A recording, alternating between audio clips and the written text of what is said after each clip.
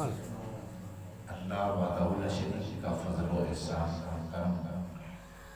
کرم لا زوال کہ مالک ہمیں اپنے مقدس پاک اور بابرکت گھر میں مل بیٹھنے کی توفیق عطا فرمائی اور ماہ سیام اور اس کے روزے نظر رکھنا نصیب فرمائی. مالک کی بارگاہ میں دعا ہے اللہ تعالیٰ ہمیں زندگی میں بارہا ایسے مواقع عطا فرمائے کہ ماہ سیام اور اس کی روزے رکھنا بدار فیض و برکات نصیب فرمائے. معزز حضرات سامعین کرام، آج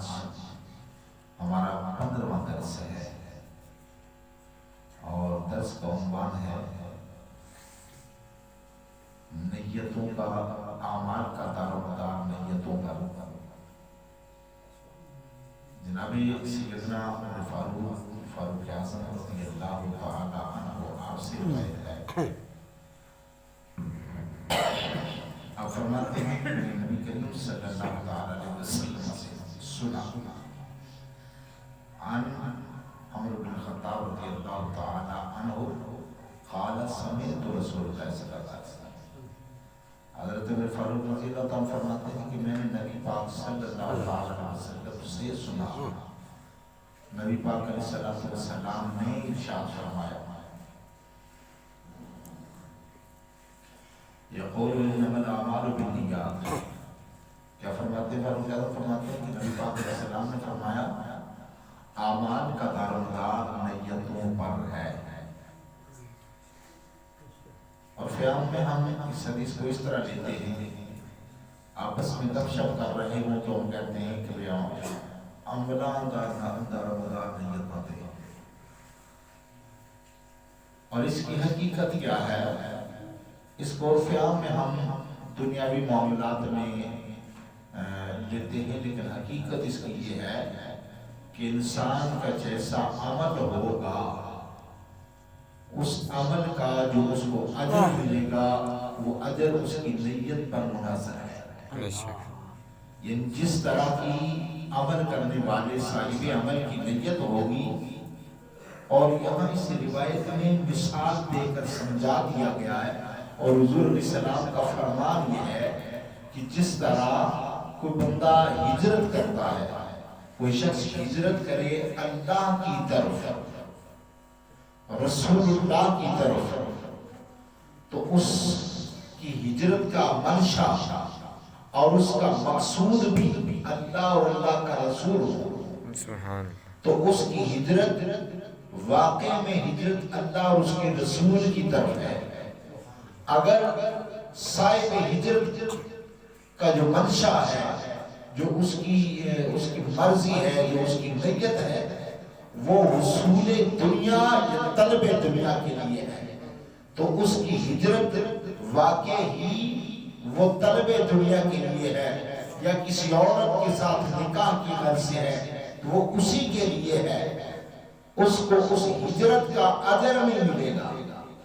ہجرت کا اجر اس کو تب ملے گا جب وہ اللہ کی رضا کے لیے، رسول اللہ کے لیے ہجرت کرے گا، یعنی اپنے وطن کو چھوڑے گا، تو اس کو اس پر اجر ملے گا. اگر حصول دنیا کے لیے اس نے ہجرت کی یا اس کی نیت کچھ اور تھی ہجرت کی، تو وہ مہاجر بنا تو اس کی ہجرت کا اس کو اجر نہیں ملے گا. اچھا، اس حدیث میں تشریح کی تو ہے گنجائش باقی نہیں رہتی. اختصار سے میں سمجھانا چاہوں گا کہ ایک شخص نماز پڑھتا ہے، نماز تو اللہ کی ہے، اللہ کی عبادت ہے.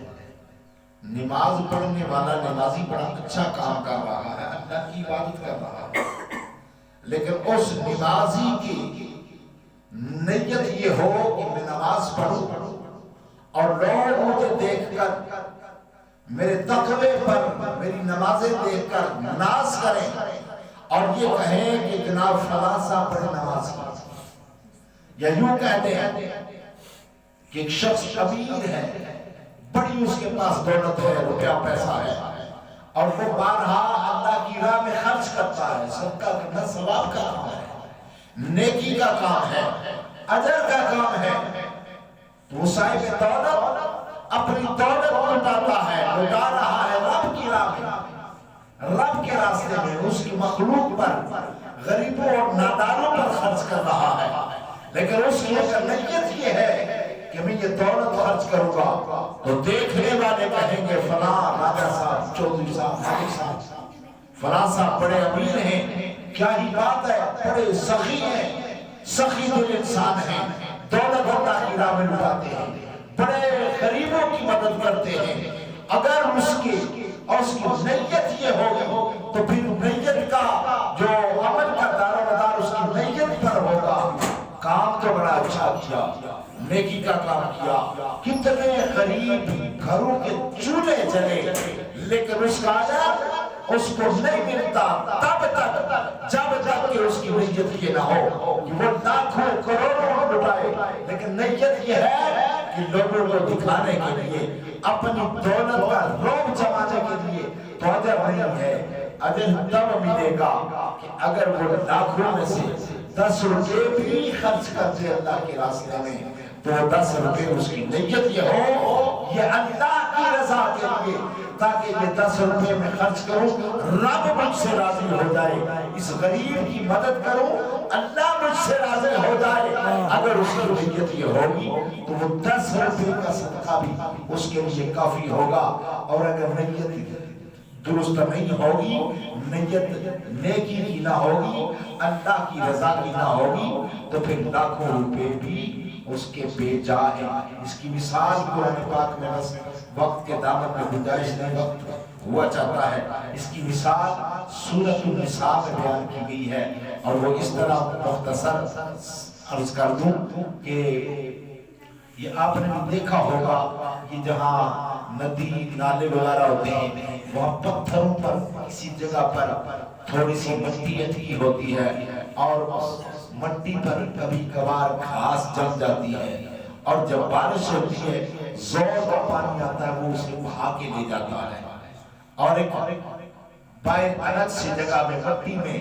گھاس جمی ہوتی ہے، فصل ہوتی ہے، کوئی بھی چیز ہوتی ہے، تو اس کو جب پانی زور کا لگتا ہے تو اسے اور طاقتور بنا دیتا ہے، جبکہ وہ اندر بھی جمی ہوئی وہ گند و غبار اور مٹی میں جو اگتا ہے بارش کا پانی اس کو بہا کر لے جاتا ہے۔ ایسے ہی جو بندہ اللہ کی رضا کے لیے ہجرت کرتا ہے، اللہ کی رضا کے لیے کوئی بھی نیک کام کرتا ہے، اس کی نیت اللہ کی رضا ہو تو وہ اس کے عمل کو بڑھا دیتی ہے، اس کے اجر اس کا زیادہ ہوتا ہے۔ اور اگر نیت میں خرابی ہو، دکھلاوا ہو، ریاکاری ہو تو وہ اس کے عمل کے اجر کو اس طرح بڑھا کر لے جاتی ہے۔ کائنات کا رب میرا اور آپ کا حامی ناصر ہو، وما توفیق